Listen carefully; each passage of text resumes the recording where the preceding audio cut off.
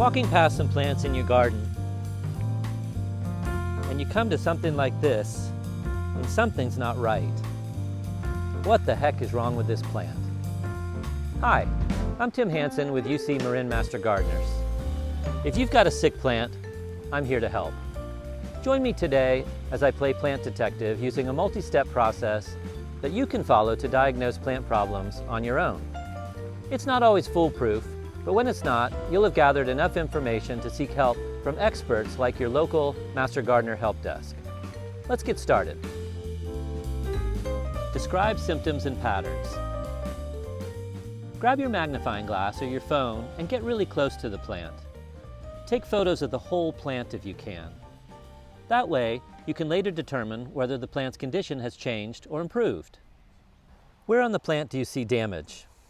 Check out all parts of the plant: roots, stems, leaves, flowers, fruits, and seeds. Check the stems and especially the roots. While you're at it, make sure that the mulch is not too close to the plant's base and that the tree root crowns are above ground level. Compare healthy parts of the plant to the sick parts. If the damage seems confined to leaves, describe where on the leaf you see it. Is there evidence of insects, dead or alive, or insect mummies? Do you see frass? That's just a fancy word for insect poop. Is it on top or under the leaves, or both? Do you see holes or chewed edges on the leaves? Look at the veining. Is there discoloration spreading in the leaves? Collect information about habitat and culture. What that really means is what's going on around the plants and what's its environment like. Many issues start with water or site problems. If plants get too much water or too little water, it can be a problem either way. Sometimes there are drainage issues. Check out around the plant. And the soil. Have you had the soil tested? Maybe there are new sun or shade issues. Maybe you took down a large branch nearby and suddenly there's too much sun on the plant, which can cause burning. Or, conversely, you may have added a new shed, fence, or planting that is casting new shade on your plants, and that can be a problem. Has there been any change in the amount or type of fertilizer or pesticide that you've used? And how about the weather? Recent weather extremes can disgruntle even the most easygoing of plants. Identify the plant. Seems obvious, right? But it's not always easy, because to accurately identify the plant, it's necessary to know the plant's scientific name. But why, you ask? It's because several plants can share the same common name while being completely different. That's confusing and will keep you from solving your plant mystery. Plus, the most reliable websites and reference publications use scientific names. For example, behind me is a tree we all call a strawberry tree, but its scientific name is Arbutus unido. So where to start? You probably carry a handy tool right in your back pocket. Yep, your phone. Open your favorite plant ID or Google Lens and take a photo of the plant. What does that app tell you? Remember though, these apps are a fast start, but they're not always 100% accurate. So use more than one source, like a plant reference guide or a reliable online source. Compare your source's descriptions with the actual plant in front of you.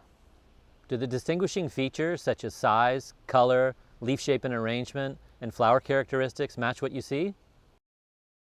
In this case, my app told me that we have a Corsican hellebore, Helleborus argutifolius.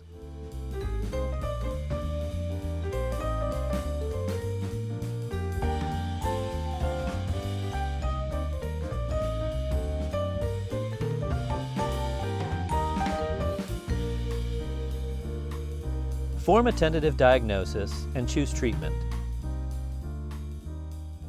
First, eliminate suspects that don't make sense. If there's no powdery coating on the leaves, then it's not powdery mildew. And if we haven't had a recent cold snap, then it's not frost damage.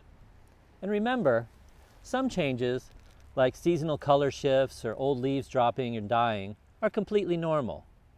In winter, anemones die back to the ground. They may look dead, But really, they're just saving nutrients for their roots in preparation for a glorious bloom next season. There's no need to treat a plant for something that's just a natural stage of its life cycle. And remember, whether your plant problem is caused by a pest, a fungus, a virus, or a physical issue like improper irrigation or overcrowding, and whatever the recommended treatments that you find, don't just go with what seems easiest. Think about the solutions a little bit. Every treatment has consequences for the plant or the ecosystem they provide to the tiny critters that live on or near them. Choose wisely.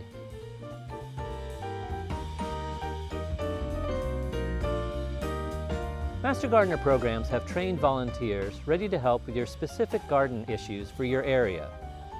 To find your local Master Gardener program or cooperative extension office, use your web browser to find the one closest to you. Here in Marin, UC Master Gardener help desk volunteers are happy to help you. You can contact them by phone, email, or even visit them in person. Thanks for watching this episode of Help Desk Diaries. I hope you found it helpful. For more information, please visit our website using the link below and subscribe to our YouTube channel. Happy gardening and happy sleuthing.